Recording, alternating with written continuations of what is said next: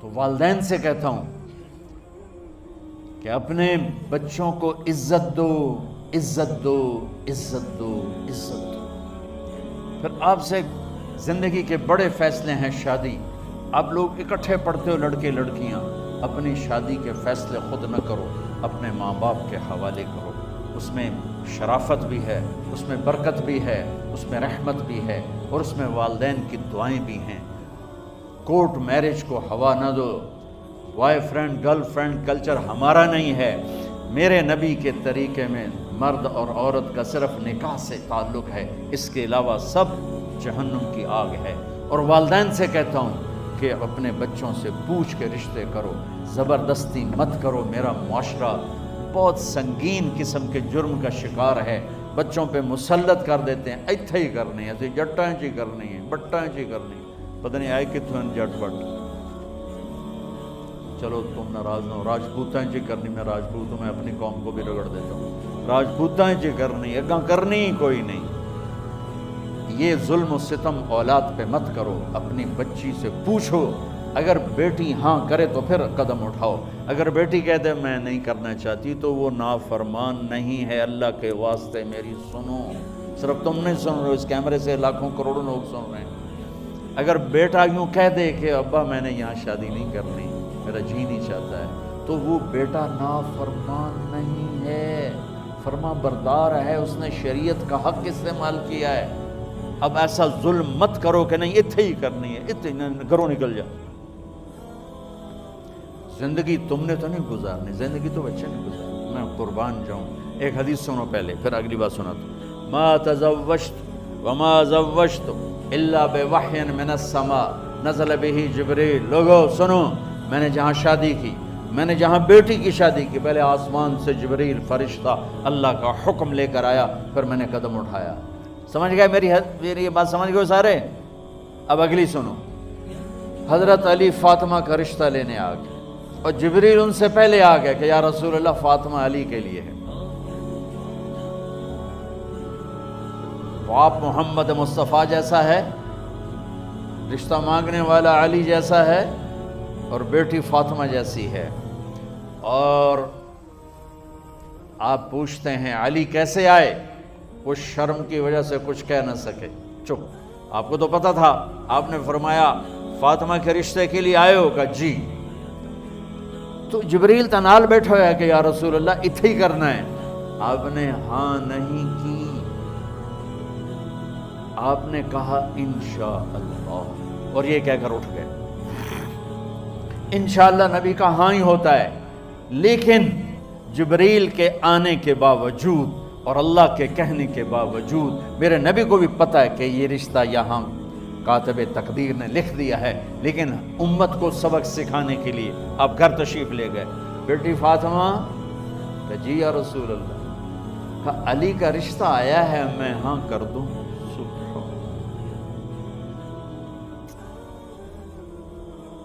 میں اپنے دیہاتی بچیوں پہ مجھے رونا آ گیا کہ جنہیں پتہ ہی نہیں ہوتا سانو کہیں دے نال بندے پہ جانور ہے یا انسان ہے۔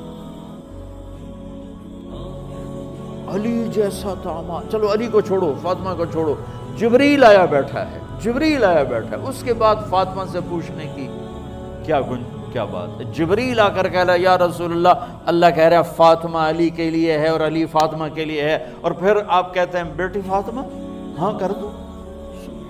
ہماری تو آج کی بیٹیاں انکار نہیں کرتی، چپ کر کے گاں ماج طرح بن چھڑ دن کلے نہ۔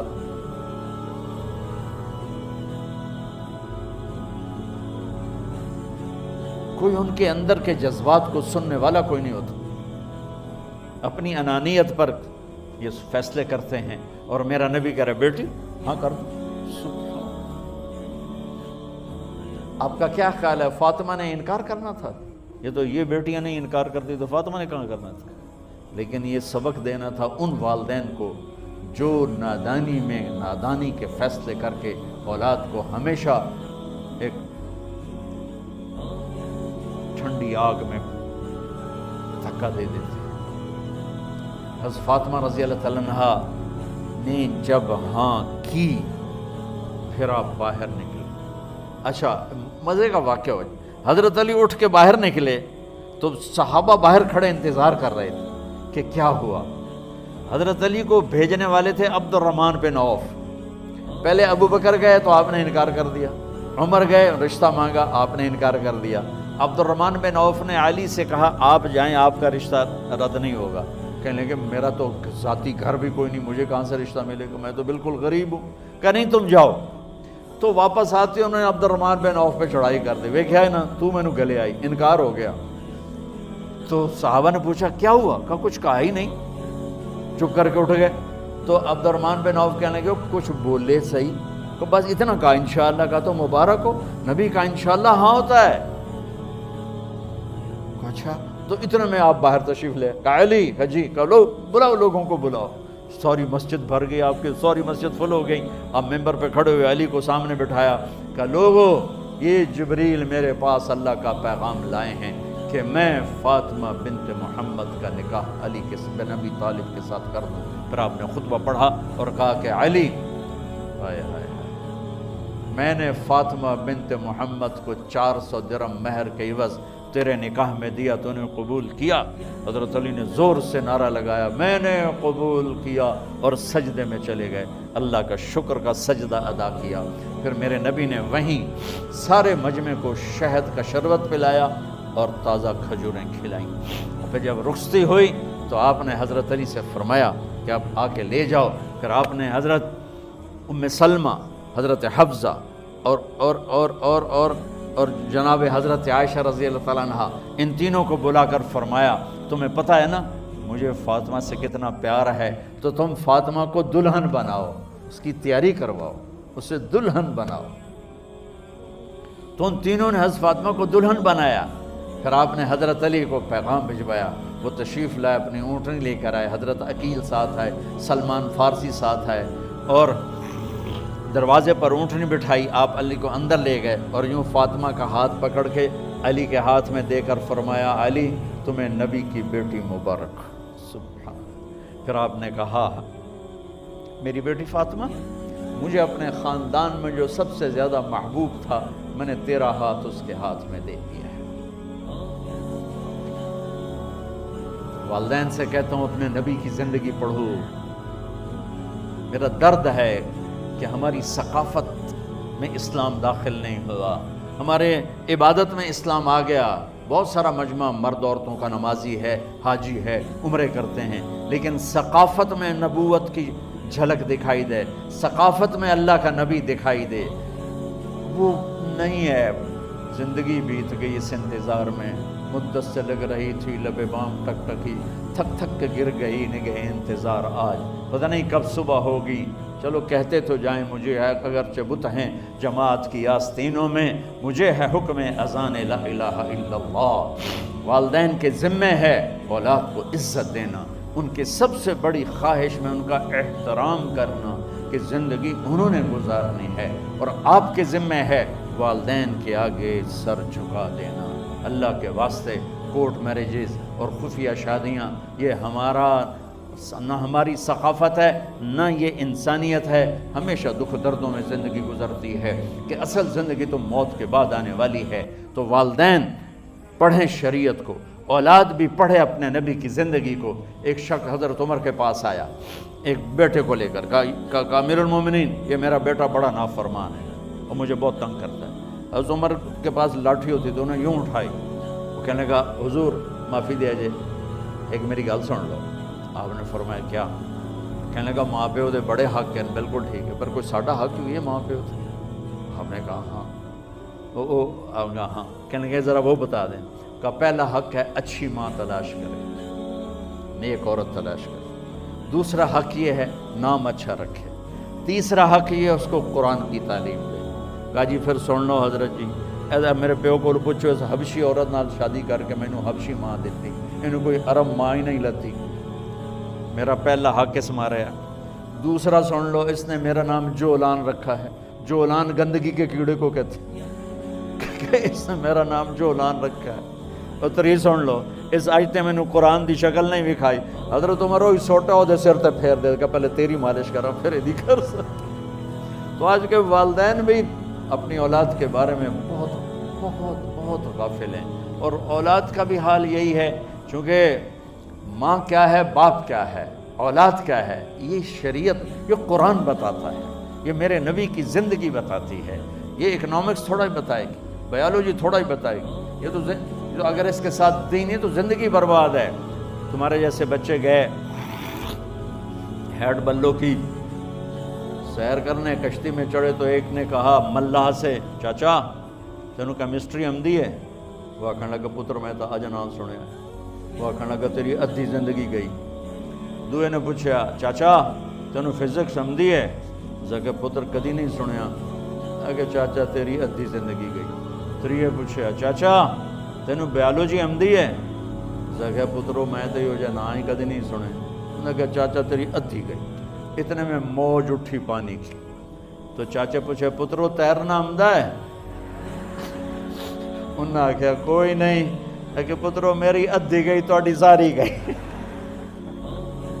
تو یہ جو کچھ تم پڑھ رہے ہو نا، یہ ساری زندگی برباد کرنے کا چکر ہے اگر اس کے ساتھ قرآن نہیں، اگر اس کے ساتھ نبی کی سیرت نہیں، اس کے ساتھ نبی والی معرفت نہیں، اخلاق نہیں، تو جانوروں جیسی زندگی۔ کیمسٹری پڑھ کے آپ انسان نہیں بن سکتے اچھے، بایولوجی باٹنی پڑھ کے آپ اچھے انسان نہیں بن سکتے، آپ اناٹمی پڑھ کے اچھے انسان نہیں، اچھے ڈاکٹر بن جاؤ گے، اچھے انسان نہیں بنو گے، انجینئر بن جاؤ گے، اچھے انسان نہیں بن۔ انسانیت تو در مصطفیٰ سے سودا ملتا ہے، انسانیت لینی ہے تو در مصطفیٰ پہ جھکنا پڑے گا، انسانیت لینی ہے تو غلامی مصطفیٰ میں آنا پڑے گا، انسانیت لینی ہے تو آپ کا دم بھرنا پڑے گا، تب زندگی ہماری مکمل ہوگی۔ جب تک ہماری ثقافت میں، ہماری تہذیب میں، ہمارے گھروں میں میرے نبی کی سیرت داخل نہیں ہوتی، اولاد اپنی جگہ تباہ ہے، والدین اپنی جگہ پریشان ہیں، معاشرہ اپنی جگہ برباد ہے، چونکہ دنیا اور آخرت کے مسائل کا حل اللہ کی قسم کسی دانشور کے پاس نہیں، صرف میرے نبی کے پاس ہے، صرف میرے نبی کے پاس ہے، صرف میرے نبی کے پاس ہے۔ علمک ما لم تکن تعلم الم نشرح لک صدرک، کیا میرے رب نے کہا، الم میرے حبیب میں نے آپ کا سینہ کھول دیا۔ علم کی انتہا پر ہیں میرے نبی پاک صلی اللہ تعالی علیہ وسلم، جنہوں نے اللہ کو دیکھ لیا، پیچھے کیا رہ گیا؟ تو معاشرت بھی اسلامی بنے، اس میں نے بہت میجر چیزیں آپ کو بتا رہا ہوں، ساری تو میں ڈیٹیل میں نہیں جا سکتا ہوں، لیکن جن چیزوں کی اشد ضرورت ہے آپ کو بتا رہا ہوں۔ اللہ تعالیٰ نے قرآن پاک اور اپنے حبیب کے ذریعے زندگی کے تمام شعبہ جات پر روشنی ڈالی، جس میں خامد اور بیوی کے تعلق کو میں نے بیان کیا، اور یہ اس میں بتلایا لباس سے اور حرث سے کہ یہ بہت عظیم الشان رشتہ ہے، اسے بچانے کے لیے، اسے صحیح چلنے کے لیے رہنمائی کی خاطر سینکڑوں آیات اتاری گئی ہیں۔ کسی رشتے کی وضاحت کے لیے اتنی آیات نہیں جتنی خامد اور بیوی کے لیے آیات اتاری گئیں۔ اس کے باوجود بھی دنیا اختلاف کی جگہ ہے، امتحان کی جگہ ہے، نہیں بنتی، تو پھر جدائی کا بھی طریقہ اللہ تعالیٰ نے ہمیں بتایا کہ اگر نہیں بن رہی تو جدا کیسے ہو؟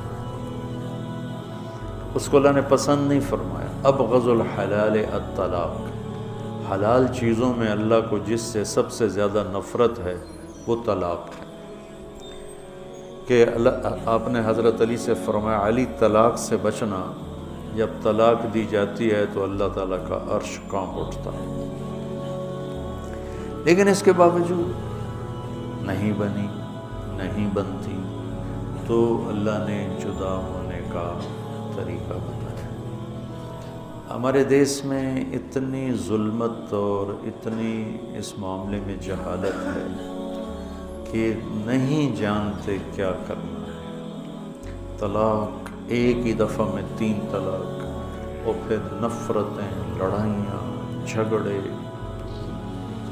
میں چاٹ گیا، 2 دفعہ گیا، تو وہاں کی معاشرت ایسی خوبصورت ہے کہ ایک بھائی کی بیوی سے نہیں بنی، اس نے طلاق دے دی، تو دوسرا بھائی عدت کے بعد اس سے شادی کر لیتا، نہ بڑے کو ناراضگی ہوتی ہے، نہ کسی ماں باپ کو ناراضگی ہوتی ہے، نہ وہ اس میں کوئی شرم اور عار محسوس کرتا ہے کہ میں نے بھائی کی بیوی سمانی شادی کر لی۔ اور مولوی امین ہے وہاں رائے سے پڑھے، وہاں ہوتے ہیں مفتی ہیں، اب تو سوڈان چلے گئے، کہ مولانا صاحب یہاں 8 بچوں کی ماں بیوہ ہو جائے یا طلاق ہو جائے، عدت ختم ہوتی اس کی شادی ہو جاتی۔ یہاں کوئی مسئلہ ہی نہیں ہے مطلقہ کی شادی کا اور بیوہ کی شادی کا، اور طلاق ہو جائے تو کوئی نفرت، کوئی لڑائی، کوئی جھگڑا نہیں۔ ایک تو یہ ہے نبھانا چاہیے اور آخر حد تک نبھانا چاہیے۔ دوسرا یہ ہے کہ نہیں نبھ رہا رشتہ تو ہمارے ماحول میں یہ ہے نبھاؤ۔ ہمارے خاندان میں طلاق نہیں ہوتی، نبھاؤ۔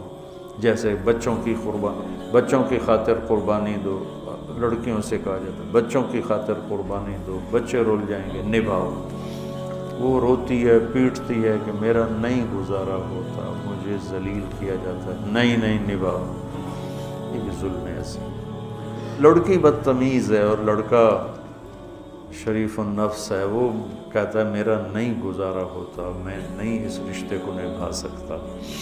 ماں باپ نہیں نبھاؤ، ہماری بھتیجی ہے، ہماری بھانجی ہے، ہماری فلانی ہے، ہماری فلانی ہے، نبھاؤ۔ یہ جو جبر کر کے نبھوانا ہے یہ بھی غلط ہے۔ میرے نبی نے 13 نکاح کیے،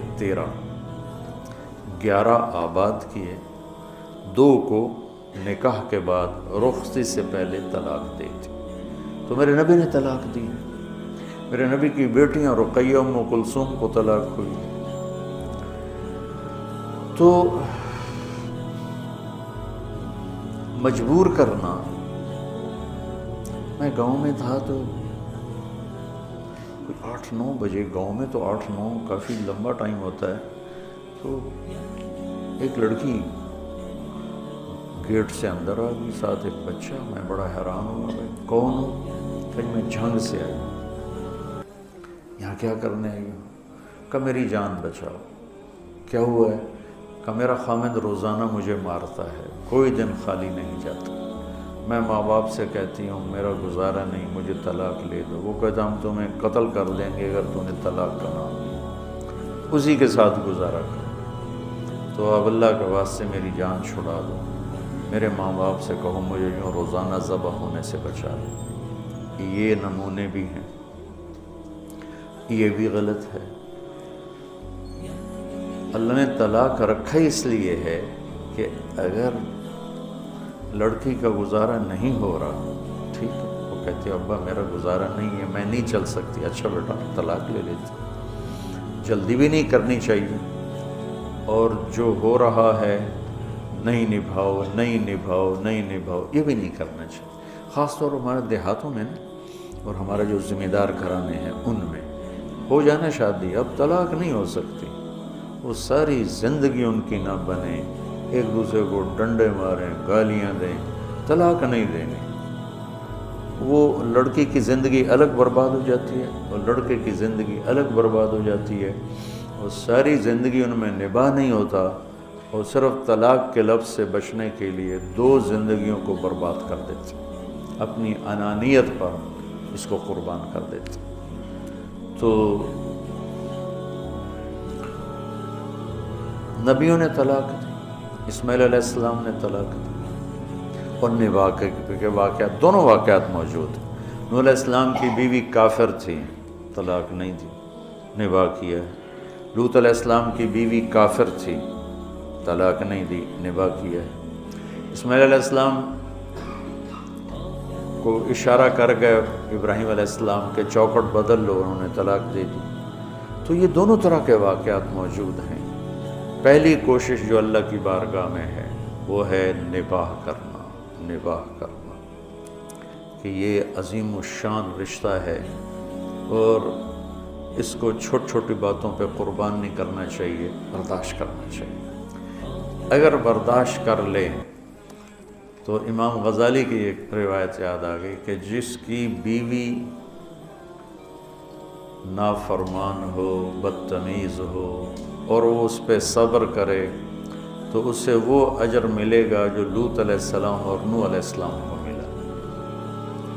اور جس کا خاوند بدتمیز ہو، بد اخلاق ہو، انسانیت سے گرا ہوا ہو، اور اس کی بیوی صبر کرے، تو اسے وہ اجر ملے گا جو حضرت آسیہ کو فرعون کے ساتھ۔ حضرت آسیہ نے جان دے دی، اپنے آپ کو ختم کر دیا، فرعون نے سولی پہ لٹکا دیا۔ تو گھر کی زندگی کو بچانا یہ اولین بات ہے، لیکن یہ شق بھی ہے، لہذا آج تھوڑا سا اس پہ میں بات کروں گا کہ اگر نباہ نہیں ہوتا اور کسی شکل میں بھی جلدی نہیں کرنی چاہیے، پہلے سمجھانا بجھانا ہے، پھر اگر سمجھانے بجھانے سے کام نہیں بنتا ہے تو پھر اپنے بڑوں میں سے ایک لڑکی کا گھر کا کوئی بڑا آ جائے، ایک لڑکے کے گھر کا کوئی فَبَعْثُوا حَكَمًا مِّنْ أَهْلِهِ وَحَكَمًا مِّنْ أَهْلِهَا۔ بتاؤ کتنی اللہ نے تاکید فرمائی اور کتنا اہتمام فرمایا کہ بھئی جلدی نہ کرنا۔ اب پڑھ لکھے طبقے میں طلاق بہت زیادہ ہو گئی اور اس کی وجہ عدم برداشت ہے، اور ہائر سوسائٹی میں طلاقیں بہت زیادہ ہیں، نہ لڑکے میں برداشت ہے نہ لڑکی میں برداشت ہے، اور ادب آداب نہ کسی نے سکھائے ہیں نہ کسی نے بتائے ہیں، تو چھوٹی چھوٹی باتوں پہ طلاق ہو رہی ہے، گھر مٹ رہے ہیں، گھر ختم ہو رہے ہیں۔ تو اللہ تعالیٰ فرماتا ہے اگر میاں بیوی آپس میں نہیں جڑ سکے اور ان کے ساری کوشش کے باوجود، لڑکی کوشش کر رہی ہے نہیں کام بنا، لڑکا کوشش کر رہا ہے نہیں کام بنا، تو پھر ایسا کرو کہ ایک بڑا آدمی آ جائے لڑکی کے رشتہ داروں میں سے اور ایک آ جائے لڑکی کے رشتہ داروں میں، دونوں مل کر وہ بیٹھ کر ان کی صلح صفائی کی کوئی بات کریں۔ اگر پھر بھی نہیں ہے تو پھر طلاق ہے۔ لیکن طلاق کا طریقہ کیا ہے؟ الطلاق مرتان فإمساک بمعروف اور تسریح بإحسان ولا يحل لكم ان تأخذوا مما آتيتموهن شيئا الا ان يخافا الا يقيما حدود اللہ۔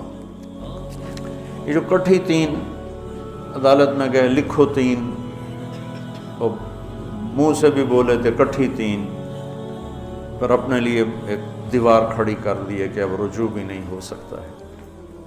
تو شریعت میں طلاق کا طریقہ کیا ہے کہ جب عورت پاک ہو تو اس کو ایک طلاق دے، ایک طلاق کے بعد یہ الگ ہو گئے لیکن رہیں گے ایک ہی گھر میں، تو علماء فرماتے ہیں کہ لڑکی اپنے آپ کو خوب تیار کر کے رکھے، زیب و زینت اختیار کر کے رکھے کہ شاید خامد کا دل مائل ہو جائے، اور کوشش ہو کہ دل مائل ہو جائے۔ اگر اس کا دل مائل نہیں ہوتا تو جو 3 طلاق سے کام لینا ہے وہ ایک سے ہی ہو جاتا ہے، ایک طلاق سے بھی ختم، لیکن دوبارہ کبھی ندامت ہو اور دوبارہ رشتہ قائم کرنا ہو تو راستہ موجود ہے کہ بھائی آؤ جاؤ دوبارہ نکاح کر لیتے ہیں، عدت گزر جانے کے بعد ایک کے بعد ہم نکاح کر لیتے ہیں، اور عدت کے اندر جب چاہے رجوع کر لیں، پھر نہیں دل کھلا تو چلو بھائی دوسری طلاق دے دو، تیسری مت دو۔ الطلاق مرتان، 2 طلاقیں ہیں، تیسری کو روک لو، مت دو، نہیں کوئی، چونکہ اس کے بعد ضرورت ہی کوئی نہیں تیسری طلاق دینے کی، ایک طلاق دینے کے بعد طلاق دینے کی تو کوئی ضرورت نہیں ہے، اگر الگ ہونا ہے تو ہو گئے، اور اگر جڑنا ہے تو جڑنے کا راستہ موجود ہے، اور اگر زیادہ ہی غصہ ہے تو 2 دے دیا بس کرو۔ الطلاق مرتان، اب تیسری مت دو، فإمساک بمعروف و تسریح بإحسان، پھر ایسا کرو کہ صلح کر لو اور آپس میں مل جاؤ، گلے مل جاؤ، اور اگر صلح نہیں ہے تو پھر اس کو روانہ کرو عزت کے ساتھ، احترام کے ساتھ، احسان کے ساتھ، دھکے دے کر نہیں، لڑائیوں کے ساتھ نہیں۔ ایک والد نے مجھے فون پہ، وہ ایک نوجوان آیا، کہا جی وہ بس آپ کا ایک فون ہوگا میرا گھر آباد ہو جائے گا۔ کیا ہوا؟ کہ بس وہ میں نے طلاق دے دی ہے تو اب وہ والدین بھیج نہیں رہے، تو میں نے تو کچھ بھی نہیں کہا، میں نے تو صرف طلاق کہا تھا، تو بس وہ تو میں نے اس کے والد کو فون کیا تو اس نے کہا جی آپ صورتحال سن لیں، اس کے بعد آپ جو کہیں گے میں کر دوں گا۔ کہ اس نے مجھے بلایا، میں اس کے گھر گیا ہوں تو میری بیٹی زمین پر لیٹی ہوئی تھی اور یہ اس کو مار رہا تھا، اور مارتے مارتے کہہ رہا تھا لے جائے اس کو، اور ساتھ گالیاں دے رہا تھا۔ میں نے اس کو طلاق دے دی ہے 3 دفعہ، اس نے میرے سامنے کہا بدبخت تو میرے پاس کیا کرنے ہیں، اپنے گھر کو آگ لگا کے مجھ سے کون سی فائر بریگیڈ چاہتا ہے جس سے میں تیرے گھر کی آگ بجھاؤں۔ تو اللہ تعالیٰ کہتا ہے طلاق مرتان ہے، پھر امساکم بمعروف ہے اور تسریحم باحسان ہے۔ کیا خوبصورت بات ہے کہ اب اگر صلح ہو گئی ہے تو پچھلی باتیں یاد نہیں کرنی۔ امساکم بمعروف، تو نے یہ کیا تھا، تو نے مجھے طلاق دی تھی، میں نے تمہیں طلاق دی تھی، ان باتوں کو دفن کر دو، مٹا دو۔ اور اگر فارغ ہونا ہے تو پھر اس کو عزت اور احترام سے روانہ کرو، قطع تعلق نہ کرو، نفرت نہ پیدا کرو، لڑائی نہ پیدا کرو، جھگڑا نہ پیدا کرو، دشمنی نہ پیدا کرو۔ یہ ساری باتیں ہمارے ہاں دشمنی میں تبدیل ہو جاتی ہیں۔ تو یہ بہت اہم ٹاپک ہے قرآن کا، تفصیل سے سورہ بقرہ میں 3 رکوع اس پر آ رہے ہیں۔ میں نے آپ کو اس کا خلاصہ بتا دیا، 12واں 13واں 14واں 3 رکوع مسلسل طلاق پہ آئے ہیں، طلاق پہ آئے ہیں، طلاق پہ آئے ہیں۔ تو اللہ تعالیٰ سب کے رشتے آباد رکھے، سب کے گھر آباد رکھے۔ گھروں کو توڑنے والی کوئی بڑی چیزیں نہیں ہیں۔ سن کے میں اس نتیجے پر پہنچا ہوں کہ 99% جو گھر ٹوٹتے ہیں اس زبان کی وجہ سے ٹوٹتے ہیں، 1% کوئی اور سبب ہوتا ہے، لیکن چلو تھوڑا سا نیچے آ جاؤ، 95% گھر اس زبان کی وجہ سے ٹوٹتے ہیں، 5% کوئی اور اسباب ہوتے ہیں۔ تو بچوں اپنے زبان کو میٹھا کرنا سیکھ لو، اور زندگی بھر کا ایک سبق ہے برداشت کرنا سیکھ لو۔ میرے نبی کا فرمان ہے یغلبن الکریم و یغلبہن اللئیم، شریف آدمی اپنی بیوی سے دب کے چلتا ہے اور کمینہ آدمی بیوی کو دبا کے چلتا ہے۔ کمینے کا لفظ استعمال، کتنا خوفناک، لئیم،